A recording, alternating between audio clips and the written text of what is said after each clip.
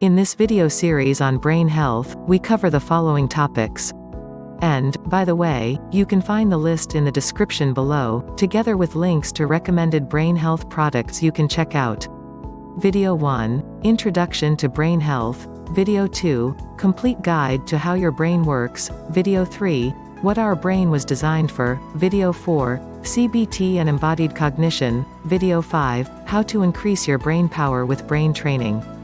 Video 6, Nootropics. Video 7, Nutrition and Supplementation for Fortified Brain Power. Video 8, Nootropics and Other Strategies for Enhancing Plasticity. Video 9, Lifestyle and Understanding the Rhythms of Your Brain. Video 10, Conclusion. In the description you will find links to these products related to this video series. Accelerol to support memory, focus, alertness and concentration. Nitro-Vit is for focus, memory and drive. Nitro-Amp is for confidence, energy, and mood. Lion's Mane is for brain plasticity. A circadian lamp helps maintain your circadian brain rhythm and balance. Transcranial direct current stimulators will encourage brain plasticity. And finally, mind-body flow meditations are for mind relaxation and more. Now here is Angus taking us through CBT and embodied cognition. While behaviorism did a fine job of explaining psychology for a long time, it was eventually found to be overly simplistic and unable to explain the full gamut of human experiences. For example, most of us would agree that we can learn things by reading. How does this fit into the behaviorist model? And how can you become phobic of heights without ever having fallen from a height? CBT, cognitive behavioral therapy, uses behaviorism as a starting point and then builds a cognitive element on top of that. This states that what we think also plays an important role, and that we can actually create new associations by thinking.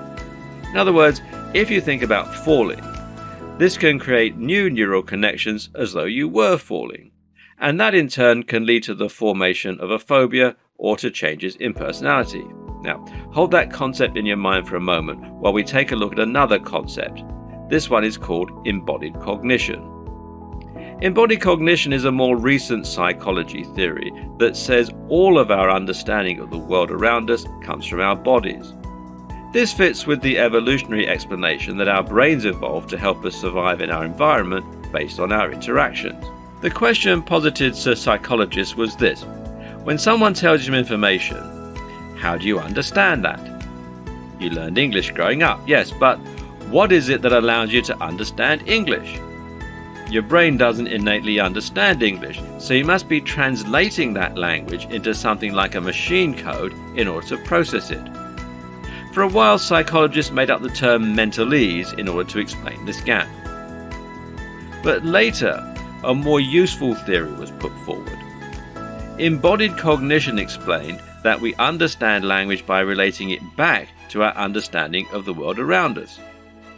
When you hear someone telling you a story about walking through a cold forest, you understand that by imagining yourself walking through a cold forest, and this causes all of those relevant neural connections to fire as you think of the implications of that, relevant memories, etc., etc.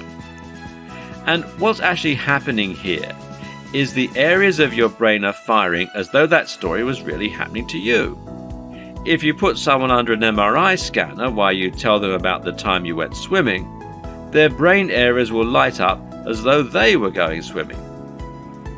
And this is how simply imagining something or picturing something can create associations in your brain. If you're high up and you keep imagining falling off that height, then your neurons will fire at the same time as though you were falling off that height. This is enough to cause those neurons to wire together and create a strong connection, to the point where it's hard not to picture falling off that height. This causes a flood of neurotransmitters related to the experience of falling, and what do you know? You pass out in a sweaty heap. CBT is a technique you can use to create more positive associations and connections in your brain, and we'll look more at how this works later on in the series. Well, that's it for this video on brain health. Thank you for watching. And check out the brain health product links in the description. Also, you can click here for a recent video or a related playlist. And please subscribe to our channel and hit the like symbol below. We really appreciate your support.